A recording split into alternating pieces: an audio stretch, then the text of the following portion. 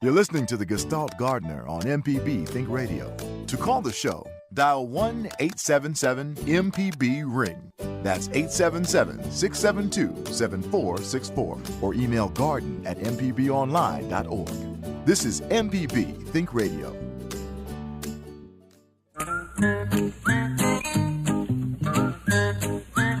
Okie dokie, folks. Welcome back. Horticulturalist Felder Rushing, and I am all settled into this MPB studio. We're going to be talking about gardening for the next hour. I got an awesome producer in here, Abram Nanick. Good morning, sir. Abram, how are you? Good morning. You got the B string today. No. You're the guy, but the big guy has been doing what big guys have to do, and that's go to a meeting.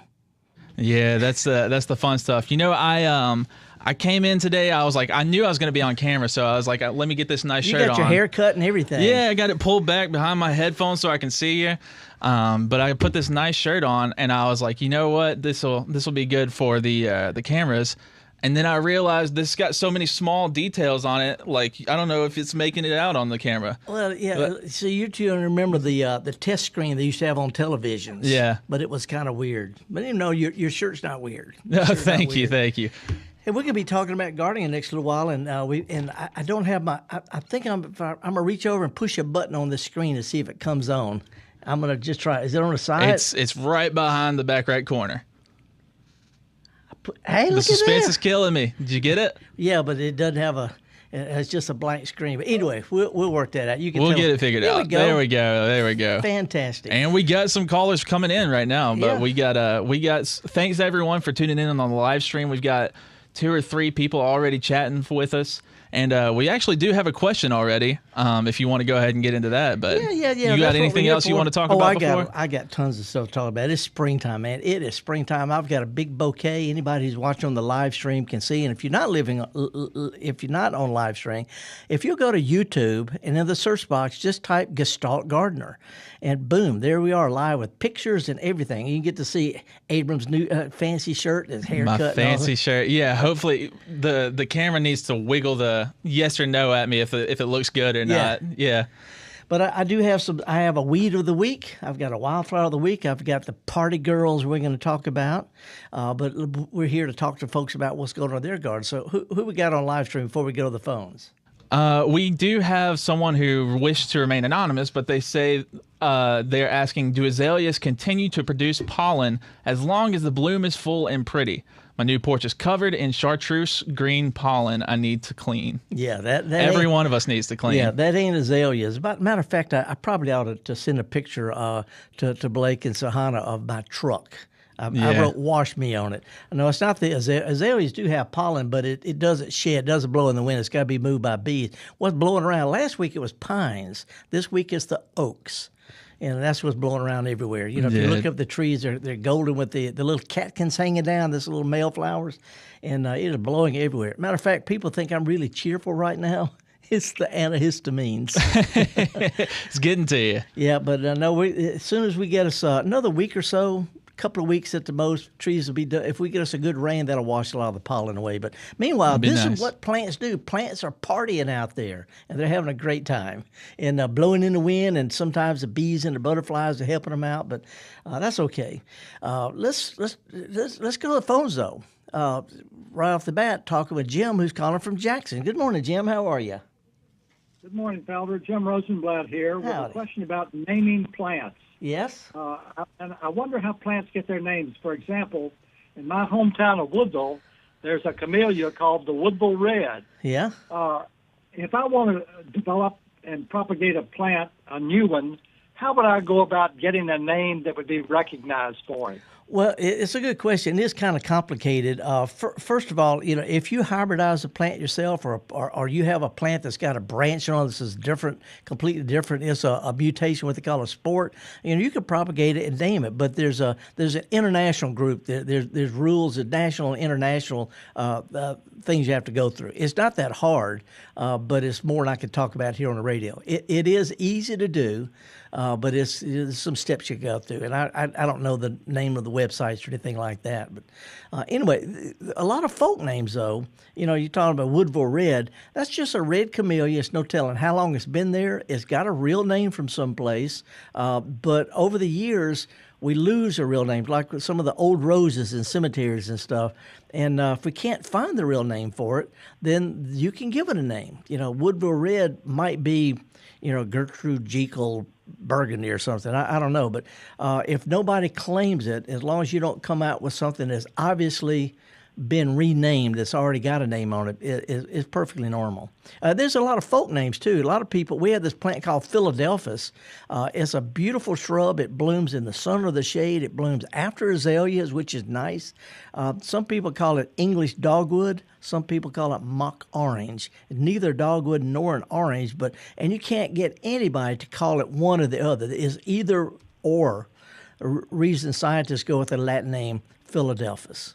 But anyway, it's not hard to have something named yourself.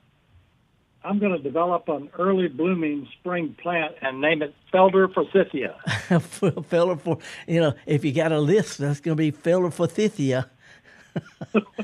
Anyway, appreciate it, man. Thank you, Felder. All righty. And, there's quite a few plants that got folk names. Abram, one of the things I brought in my weed of the week, I'm just going to hold it up. I don't know if we can see it here. It just looks like a little viney thing. It got little leaves and whorls, but get this, it sticks. You can make it stick on anything. Look at this. It's a good angle of you right there. Look at there. But yeah, no, I think I have those exact weeds growing in my shrubs, and it comes up everywhere. It's something. See, it's a real tender little thing, but it's got the tiny little. It's not thorns, prickles, but the folk name is cleavers because it cleaves to you, or stick tight. Anyway, it's a great little. But look at this. I mean, you can do it anywhere. It doesn't matter where you throw it. It just sticks. I kind of like this. I think I'm gonna go with this. You're like Tarzan. Yeah.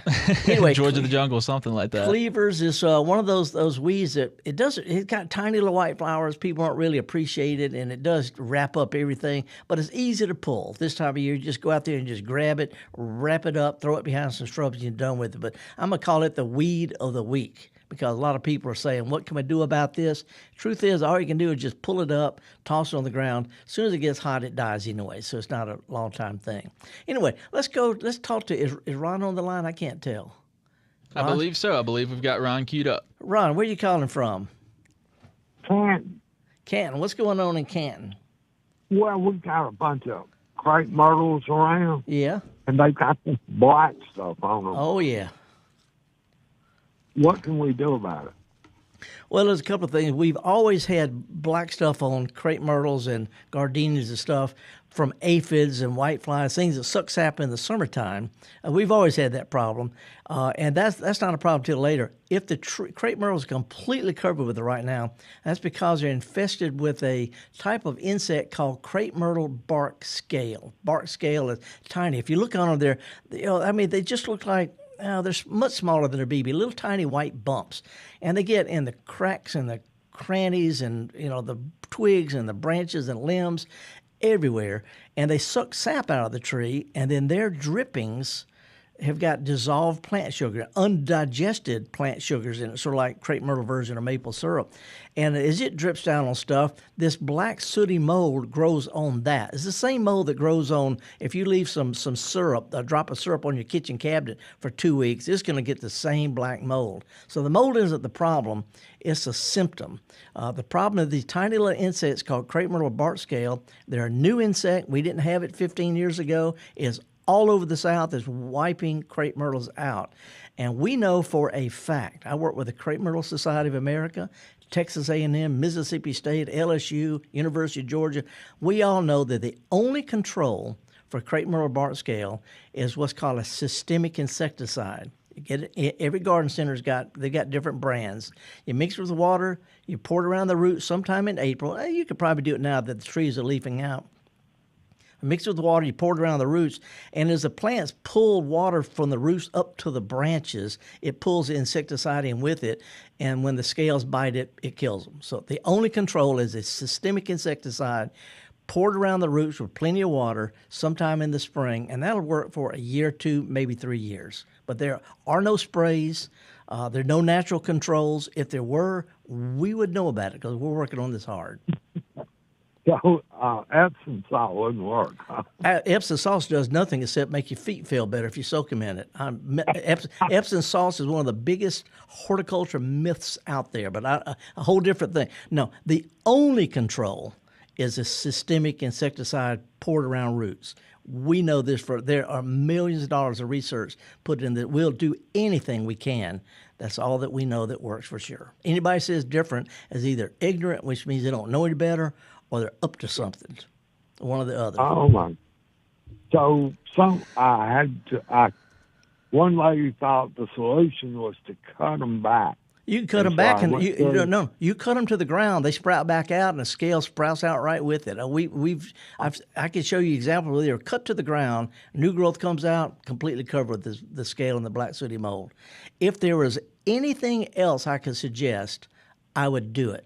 People say pressure wash it. Well, first of all, that peels the bark off these real thin bark crepe myrtles, but you can't get it off all the twigs and stuff. So the only control that we know of for sure is a liquid soil drench. Until something new comes along, I'm sticking with the science. Okay, so it's systemic insecticide. Is that what I asked for? You go to any garden center. I got this black stuff on my crepe myrtles. They'll know exactly what you're talking about. We're all the great garden centers are real familiar with, and they'll have 2 or 3 different brands, sort of like ketchup. Ketchup all the same, but different brands. Same thing with this stuff. Yeah. All locally independent garden centers will know exactly what you're talking about. Okay. Thank you, Felder. You've done it again. Okay, appreciate it. Abram, sometimes I come across a little bit of a jerk about this. Well, I think that just comes with the nature of it. You gotta say like, well, I don't necessarily think there's any science behind that. And we actually, I hate to skip through chat a little bit, but we had someone who commented, I put Epsom salts around my gardenias a couple weeks ago, but the leaves are still too yellow. What else can I do? Okay, first of all, Epsom salts if you're on live stream, if you're watching this on YouTube, look at the camera. There is zero benefit from Epsom salts in the garden. Zero. It is a magnesium sulfate dug out of a place called Epsom, England, and all it does is sort of green up plants that are already green anyway, but it doesn't do all the stuff. It's just one of those horrible, horrible myths. Epsom salts, zero benefit. I'm real sure of this. I got the science here. I helped test soils for Mississippi State for years. So anyway, if the yellow gardenias, as their older leaves shed, and we're talking about last year's leaves now because all these leaves are on there over the wintertime. They were there from last year. As gardenia leaves shed, they naturally turn bright yellow. That's classic characteristic of gardenias. So if you got a lot of yellow leaves and it's last year's leaves, they're just getting ready to shed because they had a bad winter. They're going to turn bright red anyway.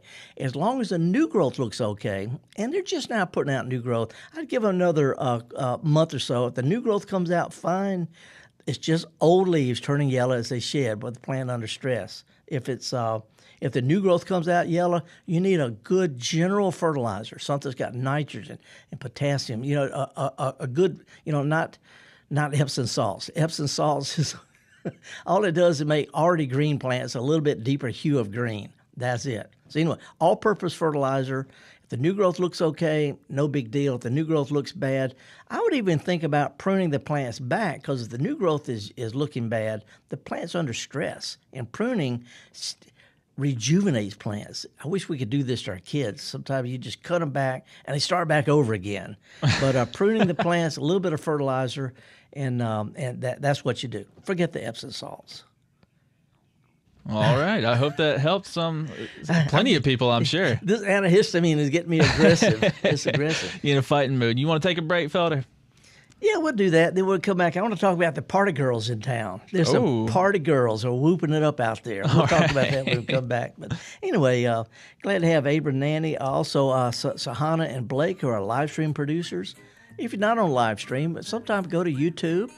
And in the search box, just put Gestalt Gardener or Mississippi Public Broadcasting, and you can watch this and all the other programs at your leisure, anytime you feel like it. And you can see the stuff that we're actually talking about. I brought in a bouquet of flowers, take it around the neighborhood. I brought my wildflower of the week we'll talk about, and mostly get to see Abram's fancy shirt. Hey, look at that. We're going to take a quick break, folks, and come back. It's a live program, toll-free 1-877-MPB-RING. If you want to give us a call, bring it on. We'll be right back after this.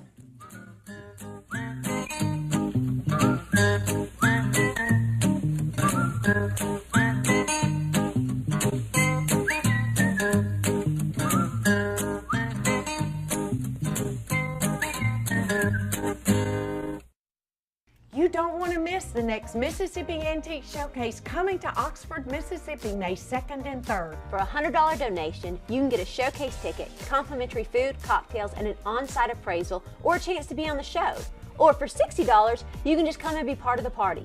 Call 1-844-874-6874, visit mpbonline.org, or scan the QR code on your screen. We can't wait to see you in Oxford for the next Mississippi Antique Showcase. The Mississippi legislative session is in the home stretch, and MPB's At Issue keeps you informed of the major developments. What do Mississippians expect of their government? It is a fascinating debate, and he and I could go back and forth for an hour on this. But the truth is, we cannot just keep creating no accountability. Join MPB's At Issue for interviews, analysis, and debate every Friday night at 6:30 on MPB Think Radio. Go to mpbonline.org/issue for podcasts and extended interviews. MPB, your stories, our mission. Hi, ladies and gentlemen. My name is Bobby Rush. As a blues man, I love Mississippi Public Broadcasting. If you support Mississippi music and their local programming, donate now, right now, and become a member today, not tomorrow. Thank you, thank you, thank you. Doesn't matter how big or small, but we prefer big. Thank you very much.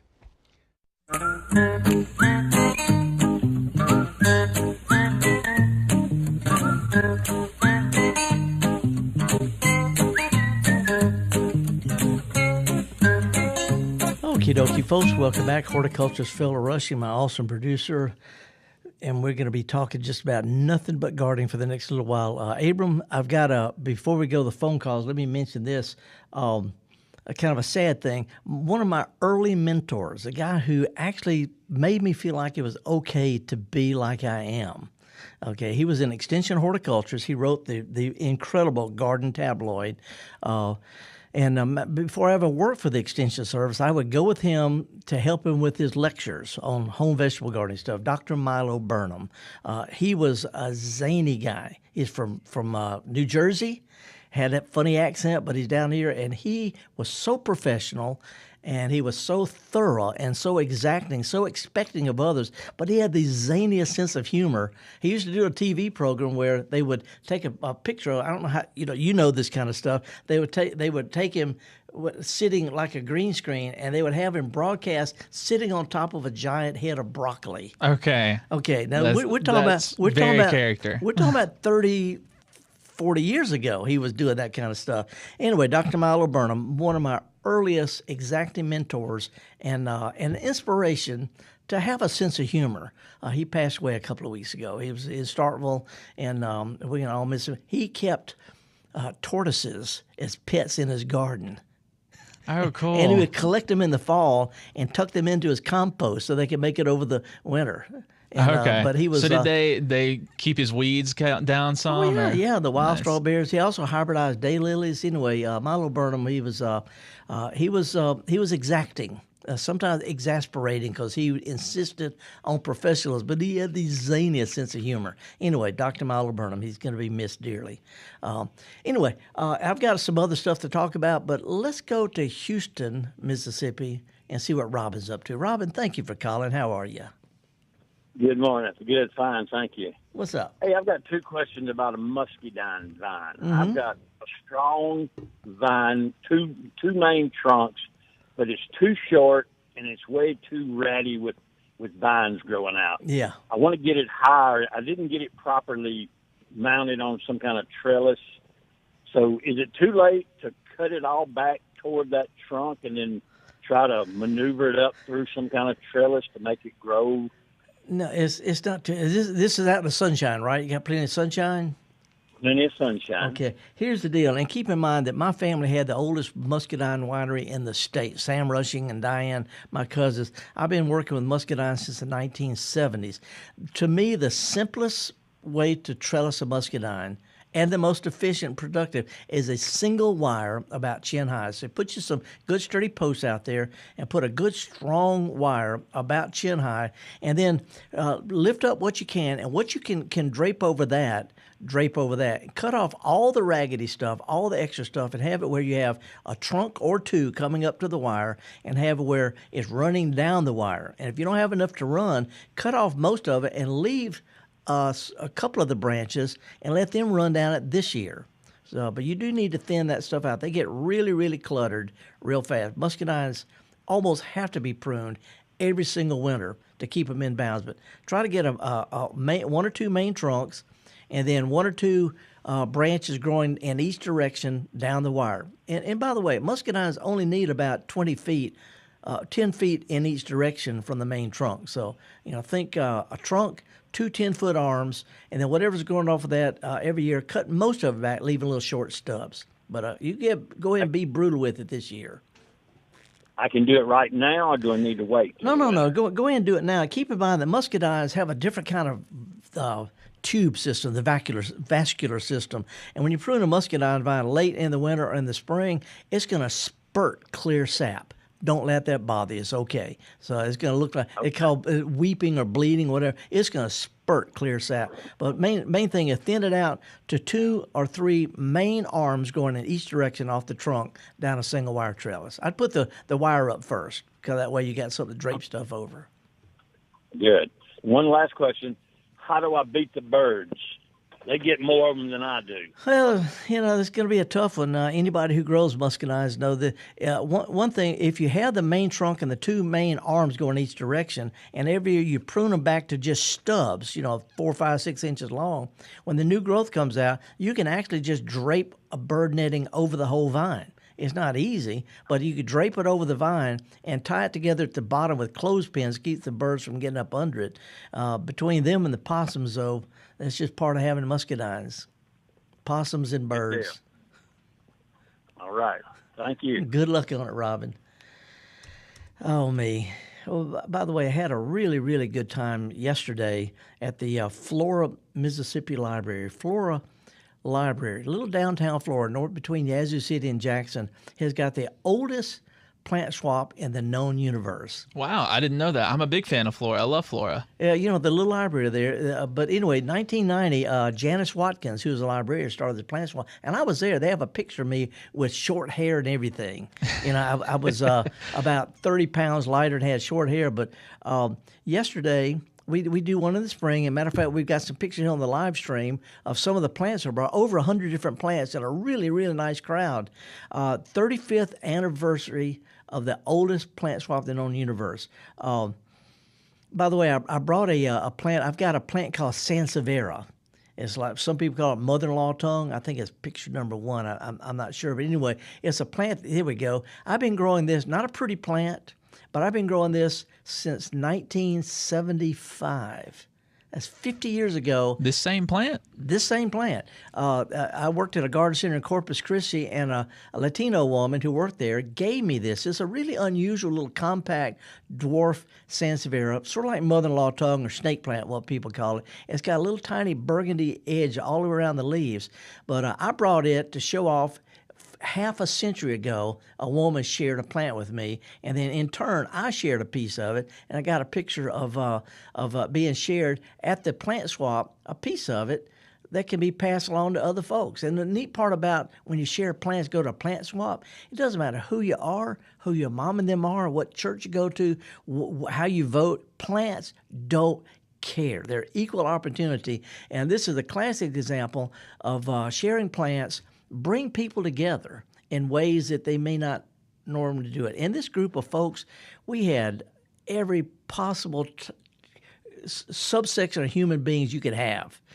Everybody. And we got together, a lot of non-joiners, don't belong to garden clubs. They're not master gardeners. They're just people who like to collect plants and share. And the kind of plants that they share, you cannot buy anywhere. It's plants have been shared from person to person to person across cultures and races and religions and politics. It's just a wonderful opportunity. Anyway, I'm going to be going to a new plant swap tomorrow, Saturday. I think that's the 29th. It's today the 28th. Correct. Yeah. Correct. 29th is tomorrow. Yeah, at 11:30, really, let's say 11 o'clock, they're going to have a first ever plant swap at Port Gibson, which is about halfway between Vicksburg and Natchez down Highway 61. It's going to be at the Claiborne County Fairgrounds, which, on Highway 61, the main road, is behind the McDonald's, okay? It's the way to keep up with it. I could give all sorts of directions, but if you can find the McDonald's on Highway 61, near where Highway 18 hits Port Gibson, the Master Gardeners are putting this on. I'm going to be there with bells on. We're going to have a lot of fun. But it's an opportunity for folks who don't join, may not even like other people, to get together and share plants. And the purpose isn't so much to get plants, it's to mix unusual plants and diverse people together in one spot and share stuff. I think it's a wonderful thing. Anyway, it's going to start about 11 o'clock Saturday morning, Claiborne County Fairgrounds, just north of, I'm going to say downtown Port Gibson. You got me. I don't know. That's right. I'll be there. And it's a free thing. So anyway, by the way, there's a seed library at the Banison Library and at the Flora Library. They have these little pull shelves. You pull them, and they got packets of seeds in there. I went through it before the plant swap yesterday, and I found some Long Beach long red radish seeds. Those are a lot of words together that I don't know what any of them mean together. It's a type of radish. It's shaped like a carrot, like a red carrot, long and skinny. It's not zesty. A lot of people don't like radishes because they taste kind of, sharp. They're interesting, yeah, for sure. This one doesn't have that. It's not sweet like a carrot, but it doesn't have that real strong radish flavor.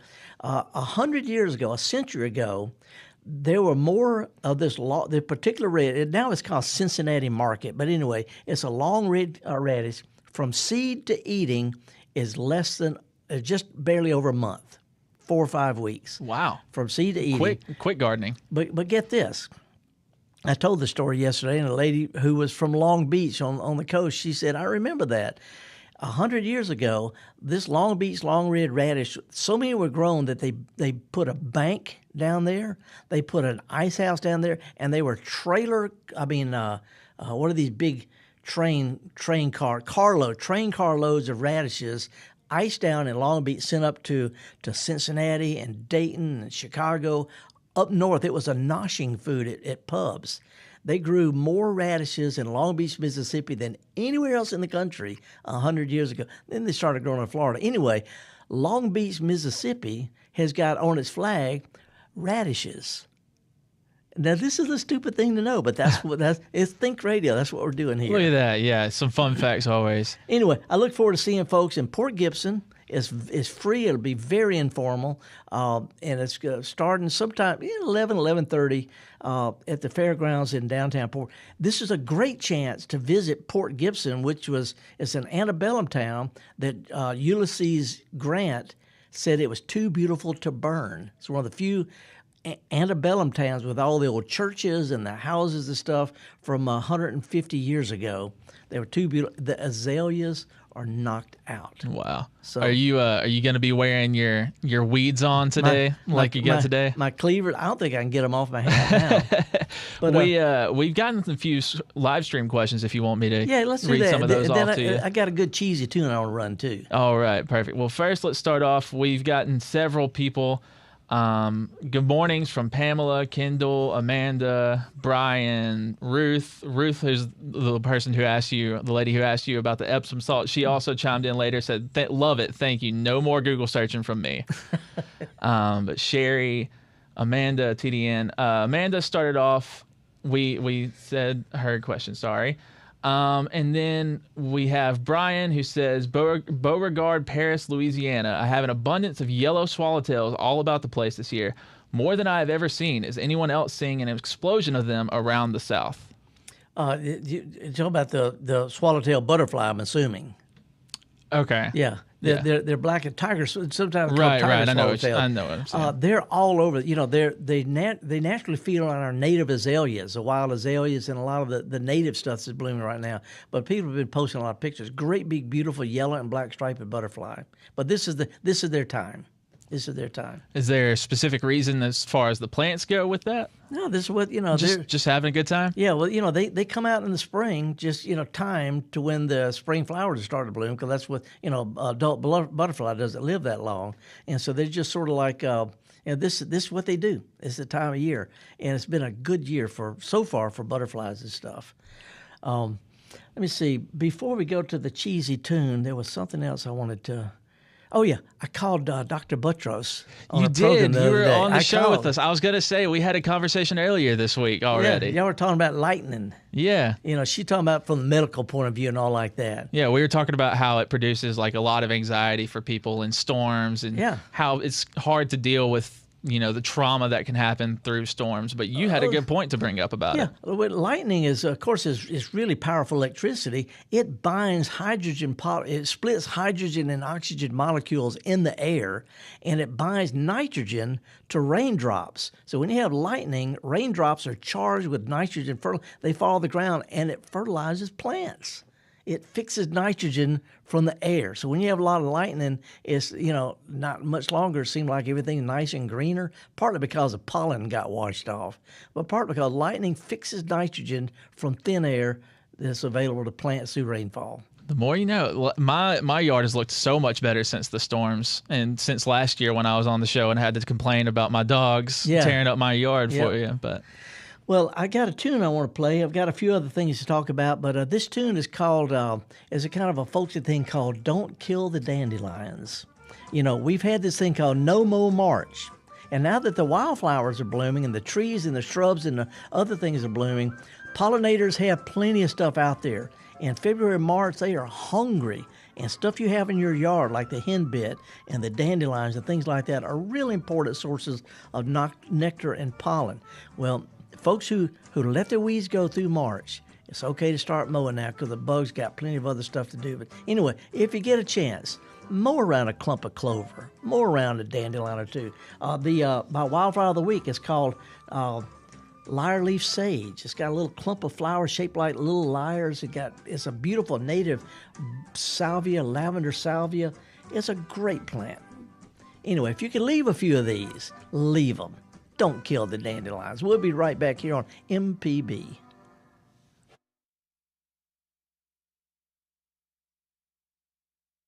Hello, I'm Desiree Frazier, host of the award-winning news program, Mississippi Edition. We bring you conversations about the latest news from across the Magnolia State. Whether it's politics, healthcare, or education, you'll hear in-depth discussions on issues that matter to you. So join us each weekday morning at 8:30 on MPB Think Radio, or download the podcast, listen through the app, and online. The Measuring Show. Since 1970, MPB has been enriching the lives of Mississippians. Everything we do gives us the chance to grow and learn. With your support, we are always there whenever and wherever you need us. Together through the years, together in the future. Please consider making a donation at mpbfoundation.org. MPB, your stories, our mission. Both seasons of the 10-Minute Timeout are now available on a variety of podcasting apps. The mini podcast can be binged in a day and is perfect for those that just want a quick listen. Join me, Lacey Alexander, as I sit down with special guests, revisit major moments, and give a platform to the athletes and sports that shape Mississippi. Head over to mpbonline.org to give it a try.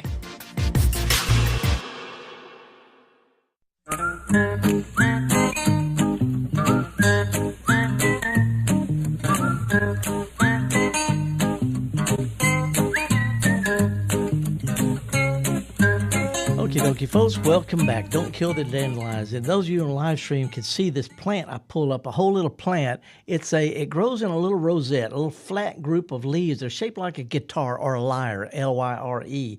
And it sends up these tall spikes with square stems. Square stems means it's in the mint family. And the little flowers look like long lavender orchids. It's called a lyre leaf sage. It's a fantastic hummingbird plant and bee plant. It's just a terrific little plant. And if you leave a few of them, as soon as it gets hot, they're gone. You can mow them down and they're fine. But anyway, it's just an example of those kind of wildflowers. But before we get to some of the live stream calls, I want to talk about the party girls. Party girls. Yeah. What could that possibly mean? Okay. Tell me about it. Abram, you're too young to remember the Andy Griffith Show. I actually watched a couple of episodes. I used to whistle the theme song occasionally. Yeah, which is a lot like the theme to our song. Very catchy as well, yeah. Very similar. In many episodes, Andy and Barney, they had their girlfriends, their partners, Thelma Lou and Helen, right? Well, every now and then, these two women from Mount Pilot would come over. They were called the Fun Girls from Mount Pilot, okay? Daphne and Skippy. And Daphne always said, "Hello, doll." No, whiskey for "Hello, doll." A lot of people know exactly what I'm talking about. And when they came into town, three things happened. First of all, they came into town and they jazzed stuff up. Everything went woo-hoo. Mayberry was turned upside down, okay? Second of all, they always left because they were from Mount Pilot, okay? But meanwhile, while they were there, they were so bodacious, that's the best word I can come up with, that the beautiful, hardworking, civic-minded, intelligent Thelma Lou and Helen felt a little dowdy. They were just jealous yourself? No, they weren't so much jealous, but they were just, they weren't flashy. Ah, gotcha. They weren't party girls. Well, anyway, the reason I'm saying all that, because right now, they're party girls in the yard. Azaleas, dogwoods, wisteria, fragrant wisteria, Lady Banks rose. These plants, when they bloom, and they weren't blooming 2 weeks ago, like in the past week, they've exploded. When they bloom, everybody goes, "Wow, this is great. This is fantastic." But here's the deal. They get us going, they jazz stuff up, and within 2 or 3 weeks, they're gone. They dip, they bail. They went back to Mount Pilot. Meanwhile, we have so many beautiful plants out there that are fantastic and hardworking and dependable and native plants and all like that. They feel like Thelma Lou and Helen because they're being overshadowed by the party girls. There's poor lemongrass and clover and whatnot. Yeah. But anyway, and we've got a lot of other party girls that come along. It's going to be the Peggy Martin rose will be blooming pretty soon. The really gaudy magenta wild gladiolus. But I just want to point out right now, the reason you're feeling all excited, the reason Andy and Barney got excited when the Fun Girls from Mount Pilot came to town. Just keep in mind that they're going to leave, and you could be glad that you stuck with Thelma Lou and Helen. They're real dependable, less showy, but beautiful, fantastic garden plants. Yeah, you can count on them. That's right. Anyway, I brought a bouquet in here. I got azaleas. Oh, hey, there's another party girl. There's a plant called not softball. I'm drawing a total blank. Big old white pom-poms of. I'm drawing a total blank. I have no idea. Do you want me to look it up? We can see. No.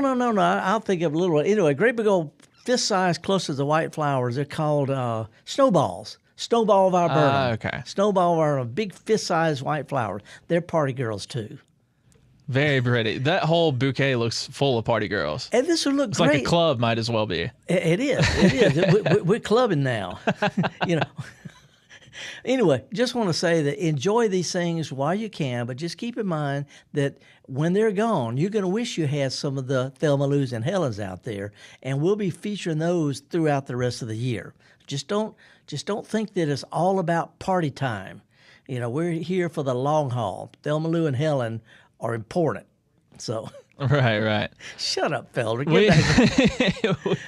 We got a live stream. We have some live stream questions that are coming through. TDN is asking, is there a tomato variety that tolerates the Mississippi Delta heat? I've tried to plant tomatoes, and they mostly won't grow until late August or early September because of the heat. That's a real good question. There are a lot of tomatoes, tomato, and I mean, you know, I said tomatoes and oregano. Do they make you say that? No, but if I don't, they don't understand what I'm saying. Might as well. I'm giving a talk, I had to say tomato and oregano. Anyway, tomatoes are native to the Andes, high elevations, cooler, not cold, but cool. And even though there's some that are they're sold as like heat wave and all these marketing names, in general, they all do about the same, pretty close to the same. Tomatoes, when it gets up to 95 degrees and it stays there, their flowers don't form right. They'll either shed, sometimes little tomatoes and beans will do the same thing. When it gets really, really hot, they shut down till it cools off in the fall. So one of the two approaches. One is plant stuff as early as you can, and this is a good time. I think we're past last frost. Go ahead and plant. Try to get some tomatoes in before it gets too hot, and then keep the plants alive. A little fertilizer and water, maybe some pruning over the summer, and they'll pick back up in the fall. Or even better is plant some more tomatoes in June and July. Little sturdy, stocky plants. They'll stay sturdier and stockier. They grow better in hot weather, and then they're going to be loaded with tomatoes. Peppers, beans, tomatoes, they produce so much better in the cooler months of fall. To me, it's better to start new plants rather than try to keep plants alive all summer long. But anyway, you go online, there'll be a lot of different varieties of what they call heat-tolerant tomatoes. They're not that much more heat-tolerant. When it gets 95 in the Delta, trust me, ain't nothing going to be. I mean, even the dog's not going to get out there. Still a tough time, yeah. It's a tough time. So anyway, think about getting as much as you can early. Don't push them too much fertilizer, and keep them alive, or else plant you some more sometime in June or July, even if you start your own seeds. Yeah. All right. Well, cool. Hope that helps you, TDN. We also have a question from Sherry, who says, my asparagus are coming up. Is it too late to move them? Oh, yeah. Eat them. Yeah, eat them. All right. Yeah, that's what you do. You know, asparagus. Have you ever seen a mature asparagus plant? They're not the most beautiful, are they? They're chest high, even to you. You're a tall boy. they're tall. They look like ferns. And what we eat is the little leaves when they first come up before they start ferning out. We eat the little leaf stems when they first come up. And if you want them, if you got to move them, go ahead and work up the dirt we're going to move them to. Dig them, move them, water them in, and be done with it. But don't leave them just sitting out on the driveway for a while. It'd be better if you could wait till after you've harvested a little bit, then move them, and they should put up new growth the rest of the year. All right. Well, that was from Sherry. So I believe we do have a call to get to now if you want to hop on that. Fletch is calling from Weston. What's up, man? Hey, did you get your hydrangea to come to mind while I was on hold? Yeah. It was not a hydrangea. It's a viburnum called snowball. Snowball viburnum. Oh, okay. They just call it snowball bush. All right. So the other thing was thanks for allowing me to convince my wife to delay mowing till after the end of the March. You can use me, brother. Use me. I did the same thing. I said, I got to wait till April. I can't tell you how many times over the decades the phrase Felder said was followed by expletives from somebody else. Well, Felder said, Felder could just... Right. You replaced the role while I used to say Dave Ramsey says, yeah. And I would get expletives, and now it's Felder says, and I get the side looks. Bless your heart, man. Good luck on that. But props to using a Andy Griffith reference, too. You remember that? Hello, doll. Good deal. God do it. Appreciate it, Fletch. Oh, me. There's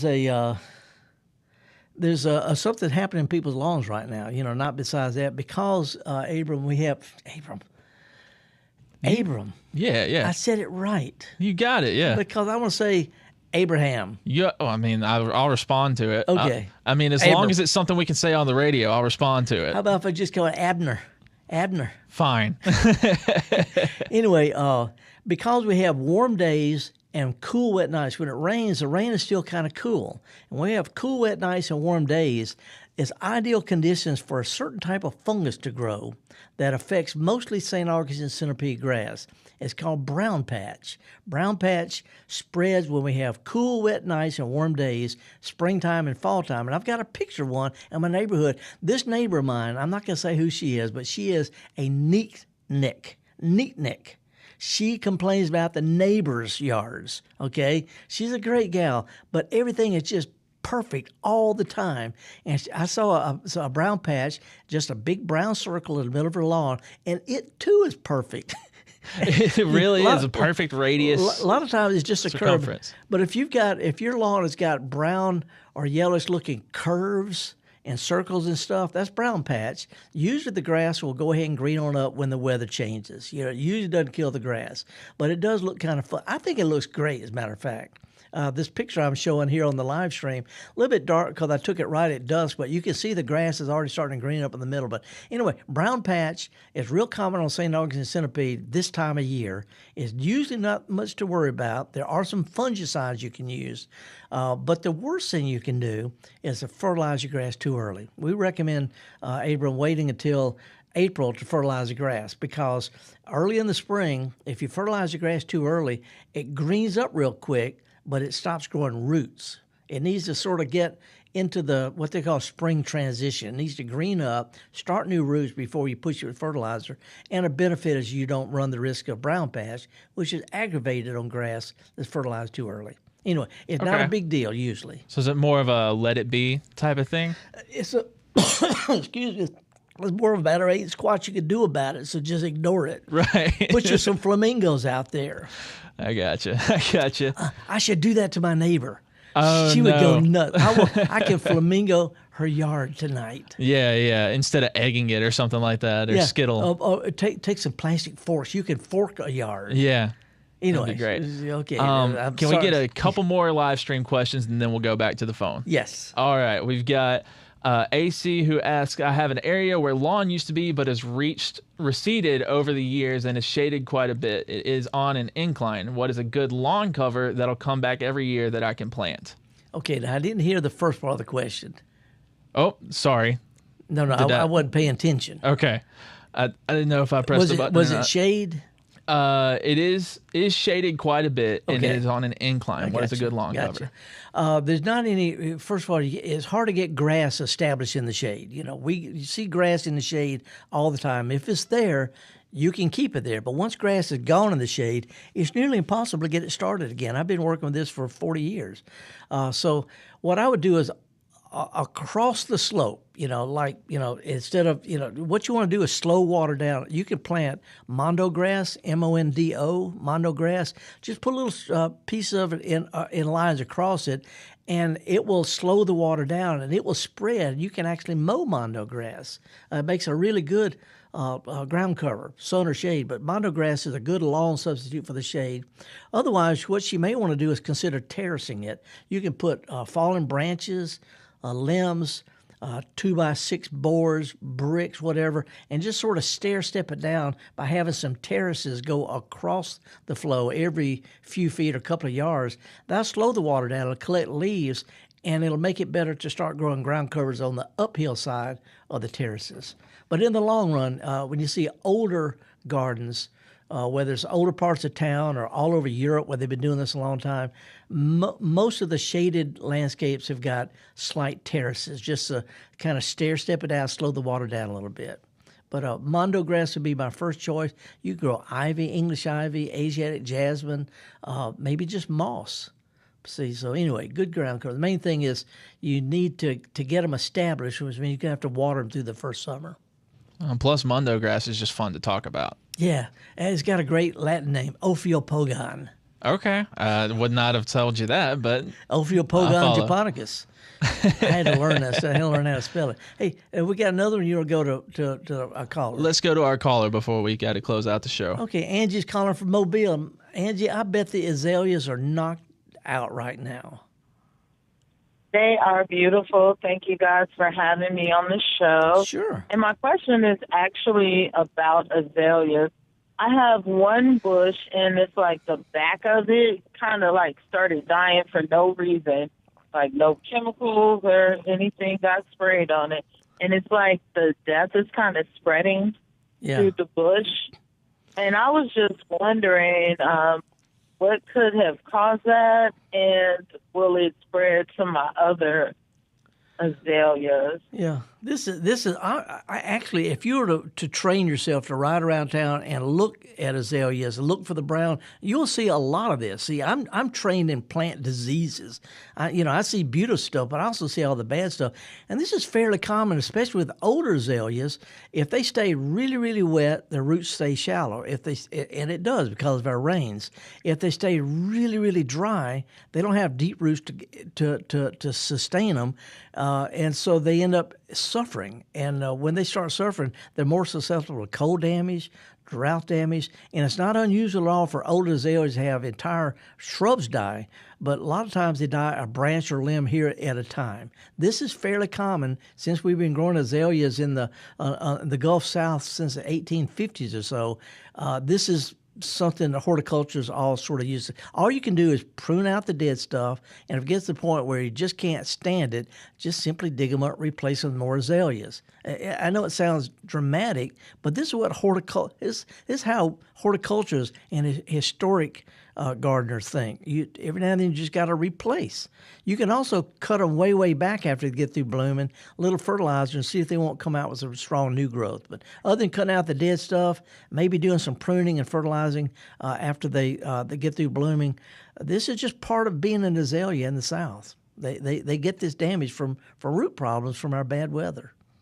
When they were first planted in Natchez, Mississippi, oddly enough, came from Charleston. It is an old azalea. Yeah, it's just old. It's old, just like old trees. Like I have white hair growing my ears. Sometimes I just need a good plucking, and that's what your azaleas need. A good thing you got your headphones on, huh? Yeah. So this is fairly normal. It's been happening for many, many decades. All you can do is prune, fertilize, and decide whether it's worth keeping. Okay, I may have to get rid of it because I did some of the things that you suggested, and it's getting worse. It happens. Yeah, right around town, you'll see it. If you focus on looking for brown, you'll see it. Trust me. Anyway, good luck on it. Thank you so much. You guys stay blessed. Yeah, and by the way, Angie, next Saturday is the big Mobile plant swap at Central Pres there at Dolphin and St. Anne's, Central Presbyterian Church in the parking lot. They got a little community garden. They have a huge plant swap, and it'll be next Saturday, April the 5th. I guess you go. Yeah, she dipped on us, but it's about time. We did have to get out of here just about. I'm looking forward to seeing folks at the Port Gibson at the Claiborne County Fairgrounds behind the McDonald's, Port Gibson, about 11 o'clock Saturday morning. Bring a plant if you got one. We're going to have a lot of fun. I got plenty of time to just chat with folks. It's a beautiful weekend. Meanwhile, get out, pull some cleavers, and enjoy the party girls. Don't worry about the brown patch. If there's one thing to take away from today, it's those three things. Party girls, cleavers, and I forgot the other one already. Brown patch. Brown patch. There it is. Anyway, y'all have a good time. Enjoy it. Share with your friends that this is live. You can watch this on podcast, YouTube, go to Gestalt Gardener. And if you get a chance, go to a farmer's market. They're cranking up. And folks, they can show you and your kids how to get dirty. See y'all next week.